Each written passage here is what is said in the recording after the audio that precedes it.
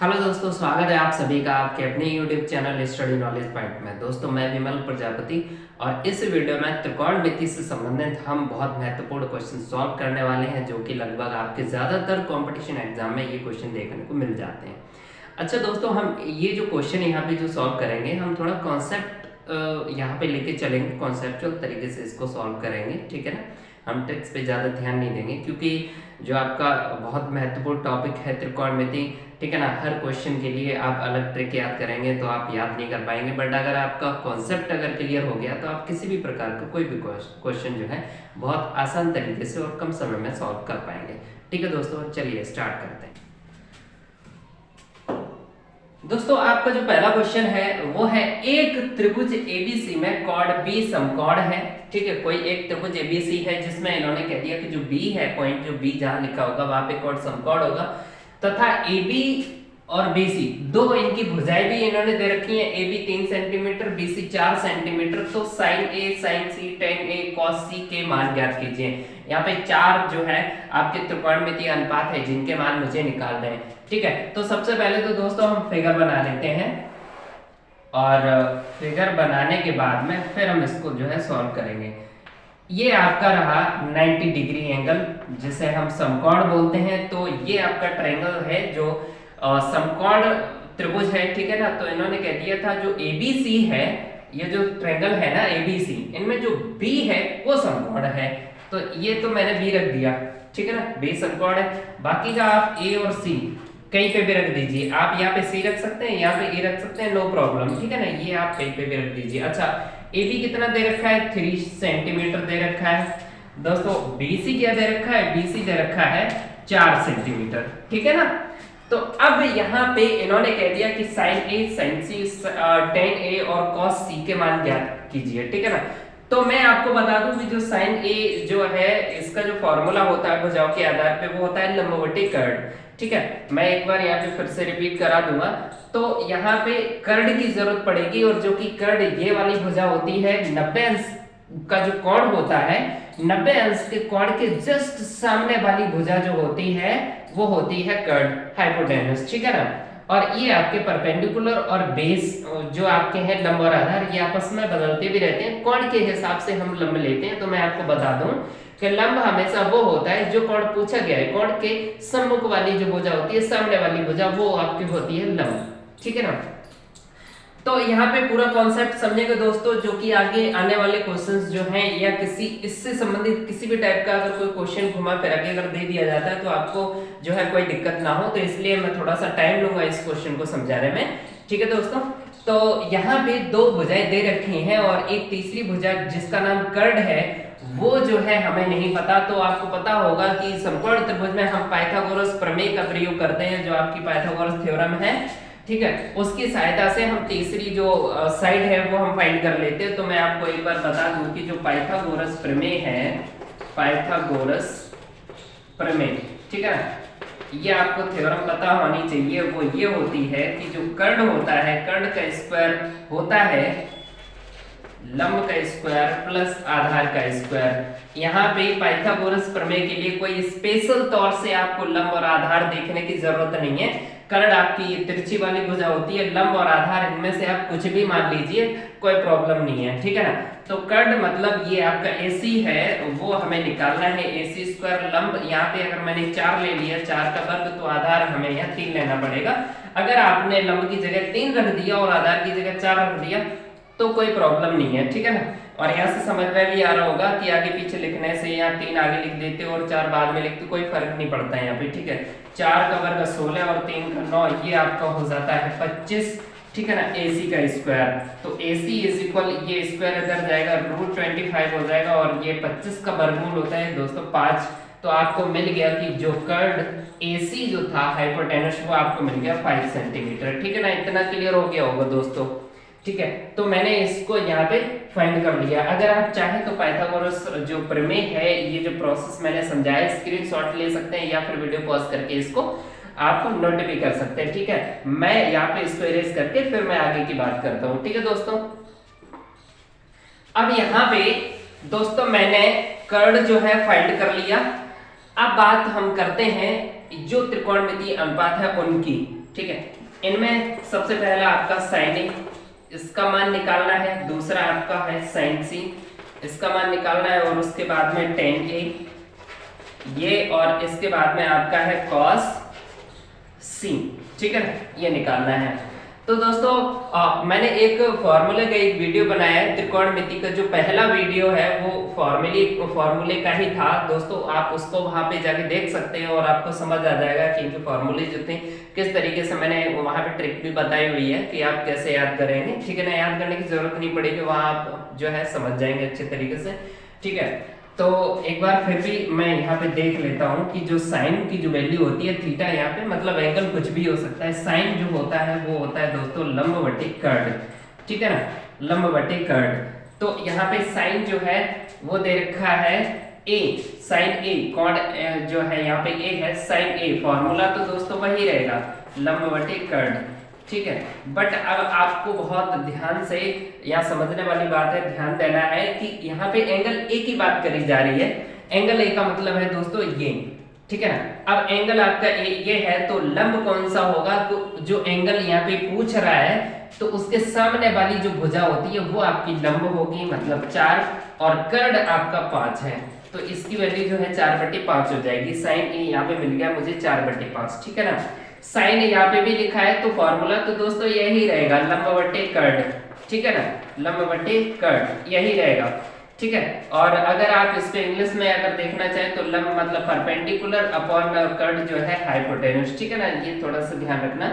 अच्छा, तो लंबवती कर्ड यहाँ पे भी है साइन सी की। अब हमें वैल्यू निकालनी है, लेकिन यहाँ पे जो एंगल है यहाँ ए था और यहाँ पे आपका आ गया सी, तो यहाँ पे सी एंगल जो है ये रहा दोस्तों। तो अब एंगल सी की बात करी जा रही है, तो सी एंगल के लिए उसके सामने वाली जो साइड है वो आपकी है 3 सेंटीमीटर, ठीक है ना। और तो अब आपकी जो लंब है ये वाली भुजा हो जाएगी 3, और कर्ड दोस्तों यही रहेगा 5। तो यहाँ पे साइन सी की जो वैल्यू है वो 3/5 है, और यहाँ साइन ए की जो वैल्यू थी वो 4/5 थी। बस इतना सा आपको ध्यान से समझना है।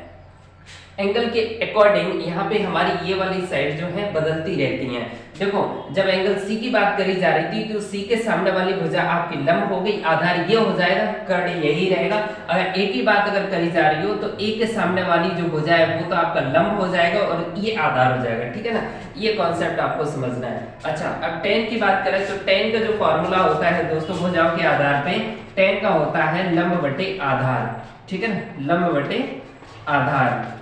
तो यहाँ पे हम एक बार लिख लेंगे कि लंब बटे आधार, ठीक है ना। अच्छा, अब हम देखते हैं दोस्तों कि लंब क्या है और आधार क्या है। तो दोस्तों यहाँ पे देखो ए, यहाँ पे कॉर्ड जो है ए दे रखा है, तो अब ए ये वाला एंगल है, तो इसके लिए जो लंब है वो तो दोस्तों हो जाएगा 4, ठीक है ना, और आधार आपका हो जाएगा 3, तो ये 4/3 हो जाएगा, ठीक है ना। अच्छा, सपोज दैट मान के चलिए कि यहीं पे टेन सी दिया होता, अगर वो कहते कि नहीं टेन सी फाइंड करो, तब हम क्या करते, फॉर्मूला तो यही रहता लंब बटे आधार, ठीक है ना, टेन का तो यही होता है। बट सी के अकॉर्डिंग जो है लंब हो जाता 3 और जो आधार है वो हो जाता 4, ठीक है ना।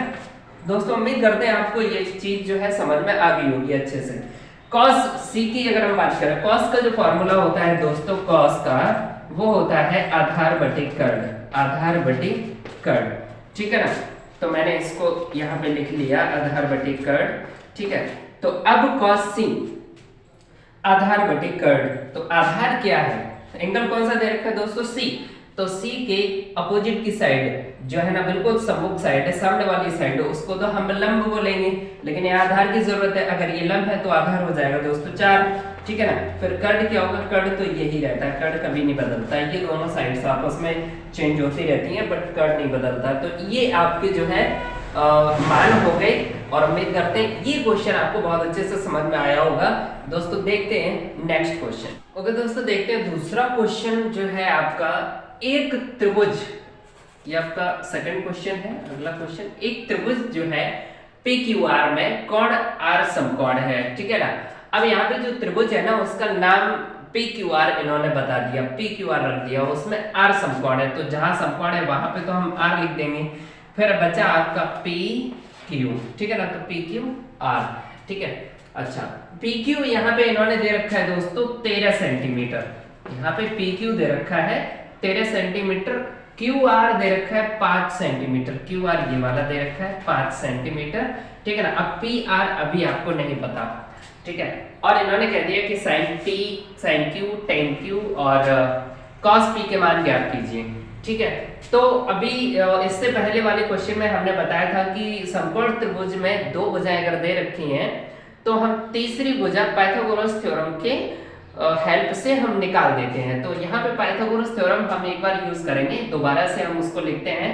पाइथागोरस थ्योरम जो आपकी जो थी वो ये थी, जो कर्ण का वर्ग होता है वो लंब का वर्ग और आधार का वर्ग, ठीक है, इन दोनों के वर्ग के योग के बराबर होता है कर्ण का वर्ग। तो कर्ण तो दोस्तों यहाँ पे दे रखा है 13 का वर्ग, है ना। लंब मान लिया हमने पी आर, वो तो हमें पता नहीं है। आधार यहाँ पे 5 का वर्ग, तो 13 का होता है वर्ग 169 पी आर वर्ग, और ये आपका हो जाएगा 25 को इधर लेके आएंगे दोस्तों तो ये माइनस हो जाएगा, इसमें से इसको जब हम घटाएंगे तो 144 बचेगा और ये आपका पी आर वर्ग, ठीक है ना। तो पी आर आपका निकल के आएगा, ये कितने का वर्ग है, 12 का वर्ग है दोस्तों, ठीक है ना। 12 का वर्ग है तो फिर पी आर आपका निकल के आ जाएगा 12 सेंटीमीटर, ठीक है। तो इस तरीके से हम जो है तीसरी भुजा समकोण त्रिभुज की हम निकाल देते हैं दोस्तों। अब हम आगे बढ़ते हैं, तो इसको हम इरेज कर देते हैं। अब मुझे इसकी जरूरत नहीं है, मुझे जो है तीसरी साइड जो थी वो हमें मिल गई। तो अब हमारा जो क्वेश्चन है, जो इसमें हमें त्रिकोणमितीय अनुपात जो फाइंड करने हैं वो फाइंड करने हैं sine P, sine Q, tan Q और आपका कॉस पी, ठीक है ना। अच्छा, साइन पी फॉर्मूला आपको पता है, लंब बटे कर्ण, ठीक है, परपेंडिकुलर अपॉन हाइपोटेनस। तो साइन पी, तो पी एंगल यहाँ पे जो है इन्होंने पूछा है, जब इन्होंने एंगल पी की बात की है तो पी आपका एंगल ये रहा दोस्तों। तो फिर पी के जो अपोजिट की साइड है वो तो आपकी हो जाएगी परपेंडिकुलर, मतलब लंब ये वाली साइड हो जाएगी 5 बटे कर्ण आपका हो जाएगा 13, ठीक है ना। तो ये आपका 5 बटे 13 हो गया। साइन, ये भी साइन है, फॉर्मूला वही रहेगा यहाँ पे, ठीक है ना, फॉर्मूला आपका वही रहेगा। तो यहाँ पे जो आप साइन क्यू की बात की है इन्होंने यहाँ पे, ठीक है, क्यू एंगल आपका ये रहा, तो इसके अपोजिट की जो साइड है ये है, तो परपेंडिकुलर आपकी ये वाली साइड बनेगी। तो आपका लंब हो जाएगा 12 सेंटीमीटर और कर्ण आपका रहेगा 13, ठीक है। तो यहाँ पे आपका 12 बटे 13 आंसर आ गया। टेन क्यू, टेन का फॉर्मूला आपका है परपेंडिकुलर अपॉन बेस, ठीक है ना, लंब बटे आधार। तो यहाँ पे जो क्यू एंगल है, क्यू एंगल के लिए परपेंडिकुलर आपका 12 है और जो आधार है बेस वो आपका है 5, ठीक है ना। कॉस का जो फॉर्मूला होता है बेस अपॉन हाइपोटेनस, आधार बटे कर्ण, ठीक है ना। तो पी एंगल के लिए ये तो आपका परपेंडिकुलर हो गया, लंब हो गया, ठीक है ना, ये आपका आधार हो जाएगा। तो फिर आधार मतलब 12 और कर्ण ये रहेगा 13।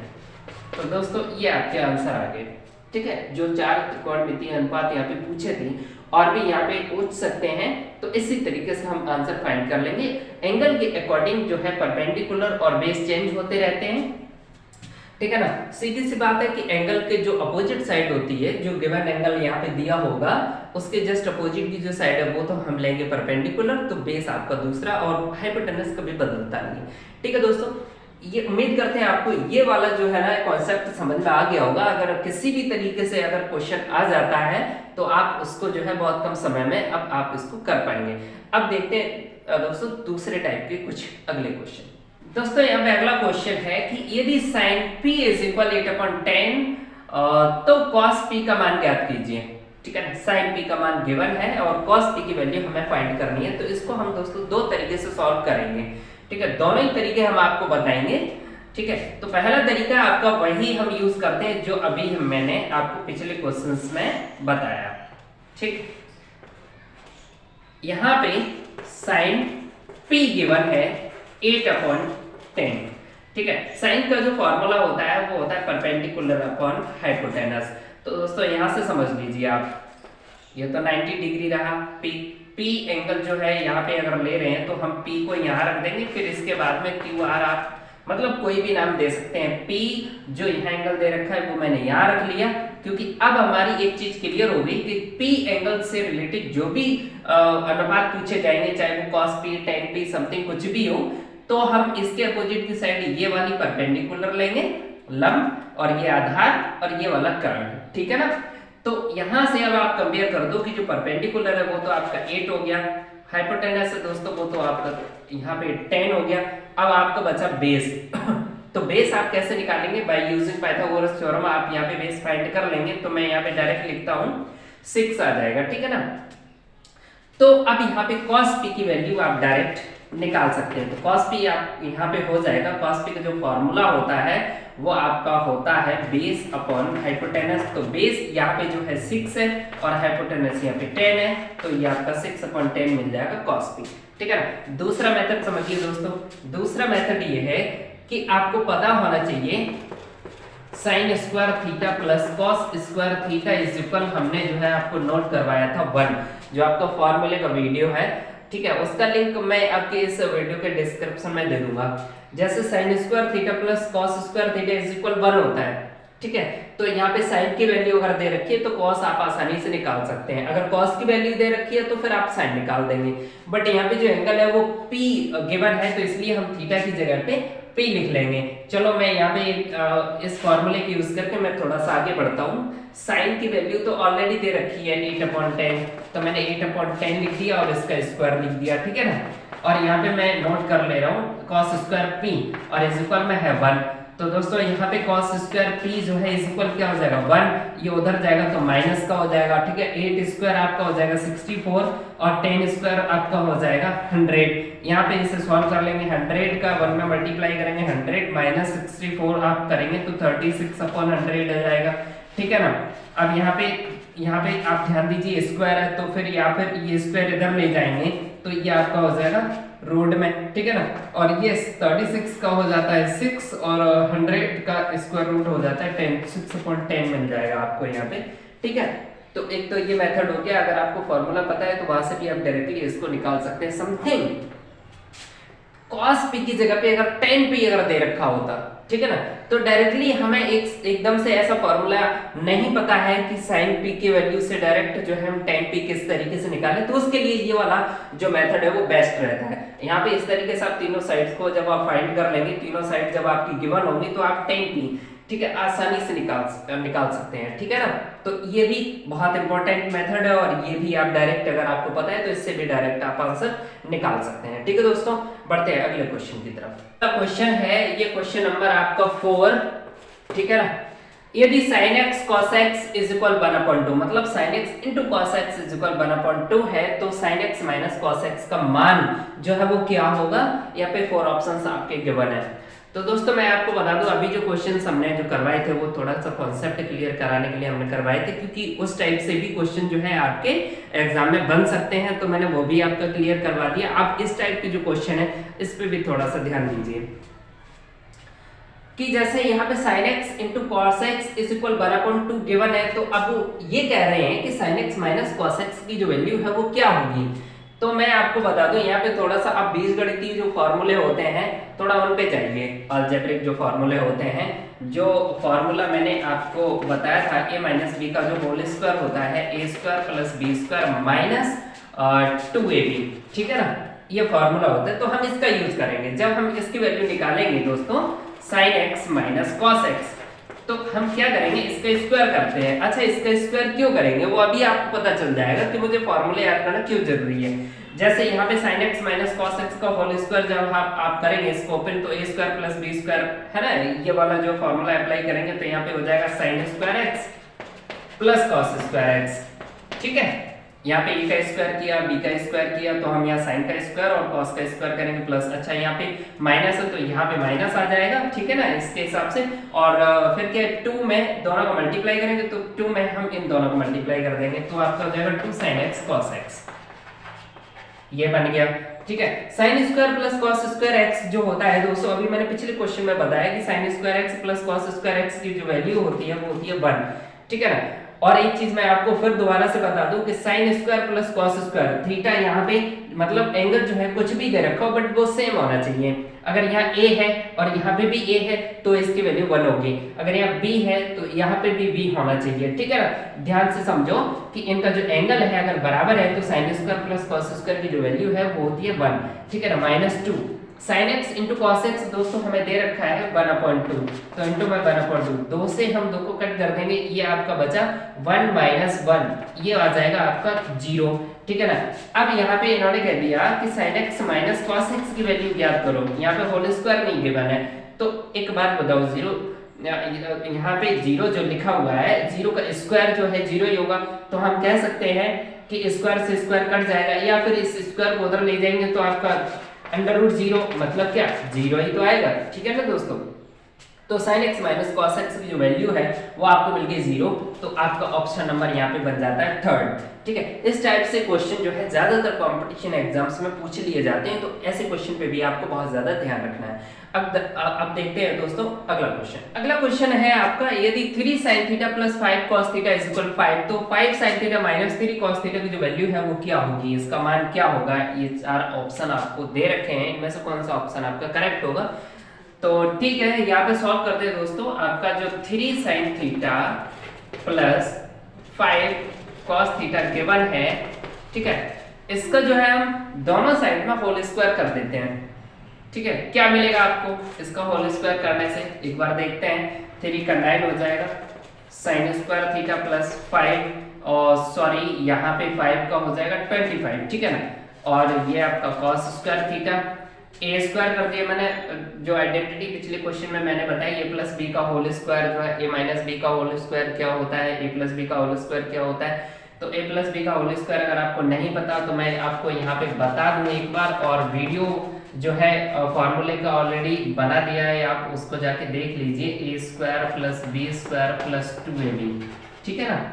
तो यहाँ पे इसका स्क्वायर कर दिया, फिर इसका स्क्वायर, फिर प्लस 2 में दोनों का मल्टीप्लाई करेंगे तो 3 × 5 = 15, ठीक है। और ये sin theta cos theta, sin theta cos theta, और इक्वल में आपका 5 का वर्ग हो जाएगा 25, ठीक है दोस्तों। अब क्या करना है, मुझे निकालना था 5 sin theta 3 cos theta minus में, तो sin के साथ में आपका 5 चाहिए, ठीक है। तो यहाँ पे 3 cos थीटा चाहिए, तो इसको मैं थोड़ा सा चेंज करता हूँ, sin थीटा को मैं बदल देता हूँ cos में, तो 9 cos के साथ आ जाएगा, जिसका हम फिर स्क्वायर रूट निकालेंगे तो 3 और cos मिल जाएगा, ठीक है ना। और इसको हम sin में चेंज करेंगे तो आपका 25 sin स्क्वायर जब बनेगा तो उसका स्क्वायर रूट करेंगे तो 25 का 5 और sin स्क्वायर का sin आ जाएगा, तो ठीक है, इसको थोड़ा सा बदलते हैं। तो यहाँ sin जो है इसको बदलते हैं, sin स्क्वायर थीटा बराबर होता क्या है, तो फॉर्मूला देखिए आप, sin square theta plus cos square theta is equal होता है 1, ठीक है ना। तो यहाँ पे मुझे sin स्क्वायर निकालना है, तो sin स्क्वायर इज इक्वल क्या हो जाएगा, cos को उधर ले जाओ तो 1 माइनस cos स्क्वायर हो जाएगा, तो यहाँ पे 1 माइनस cos स्क्वायर लिख देंगे प्लस 25, और cos स्क्वायर क्या हो जाएगा 1 माइनस sin स्क्वायर हो जाएगा। कहाँ से बनेगा, यहीं से बनेगा। जब cos स्क्वायर अगर निकालेंगे तो sin को उधर ले जाएंगे तो 1 माइनस sin स्क्वायर हो जाएगा, ठीक है ना, वो मैंने यहाँ पे राइट कर दिया। और ये आपका है 30, 15 दूनी 30, ठीक है ना, और ये sin theta cos theta is equal 25, ठीक है। आगे देखिए 9 का हम इनमें मल्टीप्लाई करेंगे दोनों में, तो आपका 9 माइनस 9 cos स्क्वायर थीटा, ऐसे यहाँ पे 25 को मल्टीप्लाई कर देंगे तो आपका हो जाएगा 25 माइनस 25 sin स्क्वायर थीटा, और ये आपका plus 3 sin theta cos theta is equal 25। ये थोड़ा सा लॉन्ग प्रोसेस आपको हो सकता है कि ऐसा लगे कि ये लॉन्ग प्रोसेस है, ठीक है ना, लेकिन अगर आप समझ गए इस क्वेश्चन को तो आप इसको बहुत जल्दी से कम समय में सॉल्व कर पाएंगे, ठीक है। तो 25 ये प्लस का और ये इक्वल में भी प्लस का है, तो आप इस तरीके से भी समझ सकते हैं, ये कट जाएंगे कि 25 जो प्लस के हैं उधर ले जाएंगे तो माइनस के हो जाएंगे, तो हम 25 से 25 घटाएंगे 0 हो जाएगा, ठीक है ना। अच्छा, अब जो बचा वो क्या बचा, देखो ये माइनस का 9 cos स्क्वायर माइनस का 25 जो है sin स्क्वायर, ठीक है ना, और ये प्लस का है ये पूरा, तो मैं यहाँ पे क्या करता हूँ माइनस साइन कॉमन कर लेता हूँ, जो 25 sin स्क्वायर हैं उनको मैं आगे लिखता हूँ तो ये प्लस के हो जाएंगे, ठीक है। ध्यान से समझो, माइनस साइन मैंने पूरे से कॉमन लिया, ठीक है, एक ये टर्म है, एक ये है और एक ये टर्म है। इनमें से मैंने माइनस साइन कॉमन लिया तो ये माइनस का है प्लस का बन जाएगा, तो मैंने इसको आगे लिखा क्योंकि मुझे साइन पहले चाहिए। ठीक है, अच्छा ये कॉस स्क्वायर वाले जो टर्म है इसमें से भी माइनस कॉमन हो गया तो ये भी प्लस का हो गया, वो मैंने बाद में लिखा 9 कॉस स्क्वायर थीटा। ठीक है, ये वाला जो टर्म है वो आपको प्लस का था, मतलब पॉजिटिव था, माइनस साइन कॉमन किया तो माइनस यहाँ पे बन जाएगा 30 sine theta cos theta. Minus sine common करने से साइन चेंज हो जाते हैं। ठीक है ना। अच्छा ये वाला 9 जो बचा है इसको मैंने इक्वल के दूसरे साइड में पहुंचा दिया तो माइनस का 9 हो जाएगा। क्यों? क्योंकि यहाँ पे प्लस का था, इसके आगे कोई चिन्ह नहीं लगाए तो वो प्लस का है, उधर जाएगा माइनस का, तो माइनस से माइनस दोस्तों हो गया खत्म। ठीक है, अब देखो यहाँ पे ये ध्यान से देखो, मैं एक स्टेप और बढ़ा देता हूँ। ये आपका जो है बन गया 5 साइन थीटा का होल स्क्वायर। ध्यान से देखो 5 का हो जाएगा 25 और साइन का हो जाएगा साइन स्क्वायर, और ये आपका बन गया 3 कॉस थीटा का होल स्क्वायर। ठीक है ना, 3 का 9 कॉस का कॉस स्क्वायर। और ध्यान से देखो 2 में अगर इन दोनों को मल्टीप्लाई करें तो ये पूरा आ जाएगा। देखो 2 में 3 का गुणा करेंगे 6 और 6 का 5 में करेंगे 30 और साइन थीटा कॉस थीटा आ जाएगा ना, 30 साइन थीटा कॉस थीटा। तो हम इसको ऐसे लिख सकते हैं 2 × 5 sine theta into 3 cos theta. ठीक है, और इस इक्वल में क्या है 9। तो अब यहाँ पे a square plus B square minus 2ab क्या बना, a माइनस बी का होल स्क्वायर। तो a माइनस बी का होल स्क्वायर मतलब 5 sine theta minus 3 cos theta का होल स्क्वायर बन गया ये। अच्छा ये आपका 3 स्क्वायर है, स्क्वायर से स्क्वायर हटा दो तो 5 sine theta minus 3 cos theta की वैल्यू क्या आ गई, 3 आ गई। और 3 कौन सा ऑप्शन है, सेकंड ऑप्शन है। ये तो पूछ रहे 5 sine theta minus 3 cos theta, तो 5 sine theta minus 3 cos theta की वैल्यू क्या आ गई दोस्तों 3। ठीक है ना, तो सेकंड ऑप्शन आपका सही हो जाता है।